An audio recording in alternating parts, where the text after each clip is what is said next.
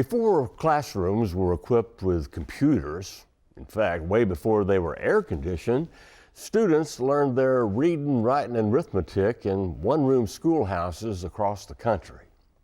Well, most are gone now, but Ed Jones discovered one near Scotts Hill that's been restored to its former one-room glory.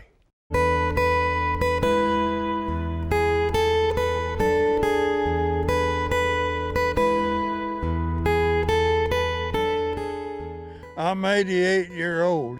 I was a kid. I started school when I was 6-year-old here, and went through the 8th grade, and I had the same teacher.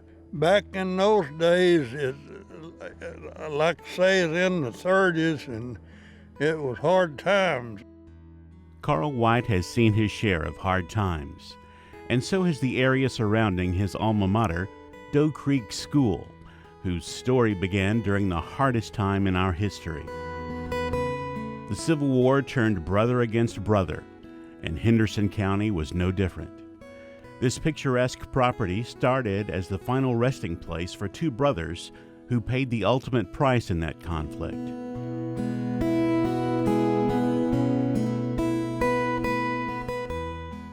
Shortly after the war, a church was added to the cemetery, which became a blessing for generations of children in need of an education, as Carl's brother Joe can tell us.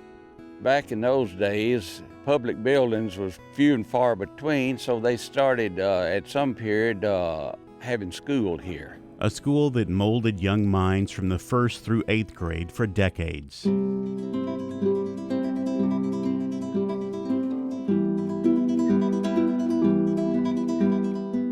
And after all those years of instruction, there's one name that still echoes inside Doe Creek School. Elmer Duck. Mr. Elmer Duck. Mr. Elmer Duck, that was my great uncle. Who taught this school for 54 years. Back then, if you went through the 8th grade and was a good student and so on, and they had some kind of exam, if you could pass that, you could get certified to teach.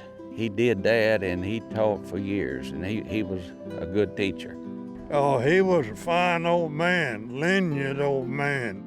Back in those days, they'd paddle, but I never knowed but 2 boys that got paddling. They very well needed it.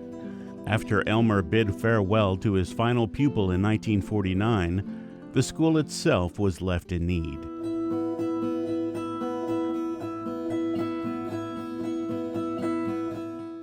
After that, the old building just sat here for a long time and no repairs or nothing. It was getting in bad shape when we restored it. Restored, bringing us to the second part of our story, which also began with the Doe Creek Cemetery and a chance meeting between Freddie Kennedy and friends. Jerry Taylor and Bill Snyder came down and were installing 2 veteran markers. And we just kind of looked back here at the old building, and it was in bad need of repair. And he asked me, would I help him get it restored? So I called Mr. Steve McDaniel, and he called Mr. Carol Van West, and we got it going. The going was tough, but as the old saying goes, the tough got going. One of the go-getters was Betty Gurley Hughes, whose father was a student at Doe Creek. Michael Gavin, who was with the MTSU Center for Historical Preservation, supervised the restoration of the building. With his help, I did the research and did the script for the Tennessee Historical Commission marker. We have it on the National Register of Historic Places. So even though Michael is no longer with us, he played a big part in the restoration, and we probably wouldn't have the restored school today were it not for him. This humble backwoods building is recognized as Tennessee's oldest existing log school and has become a great source of community pride. That pride is showcased the first Saturday of every October as the community and dignitaries from across the state celebrate Doe Creek Day. The doors of that little school has been closed for many, many decades. It's still educating today. What amazed me is the of the amount of response we got out of the people that had either been to school here or had relatives that did. I was really thrilled by seeing it fixed up that way. You don't know how something like that, what it means to you until it's gone. We'll see the lights of glory.